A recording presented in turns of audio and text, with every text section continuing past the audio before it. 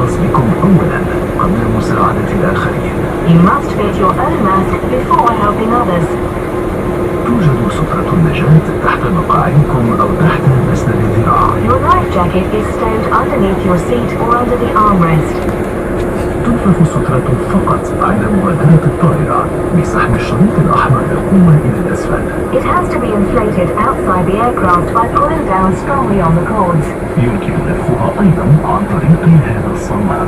If needed, use the mouthpieces to inflate. سترة النجاة مزودة بضوء لجلب الانتباه. There is a light here for attracting attention. مخارج الطوارئ مبينة بوضوح في حالة انخفاض الضوء في المقصورة.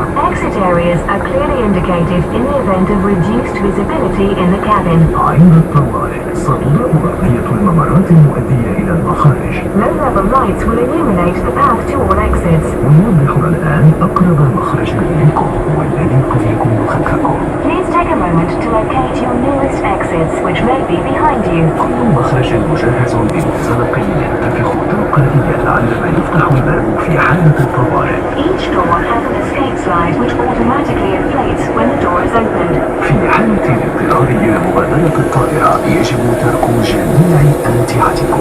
In the event of having to leave the aircraft in an emergency, leave all baggage behind. يجب التأكد الآن من أن حزام الأمان مربوط بإحكام. طاولة الطعام مطوية. إعادة مقعدكم إلى وضعه العمودي وإنزال مساند الذراعين. Now, please check that your seatbelt is tightly fastened, your tray table stowed, and seat back in the upright position with the armrests down. يمنع استخدام الأجهزة الإلكترونية أثناء الإقلاع أو الهبوط. The use of electronic devices is prohibited during takeoff and landing. ويمنع استخدام الهواتف النقالة طوال هذه الرحلة. Mobile phones are forbidden during the whole flight. نذكركم بأن هذه الرحلة لا يسمح فيها بالتدخين.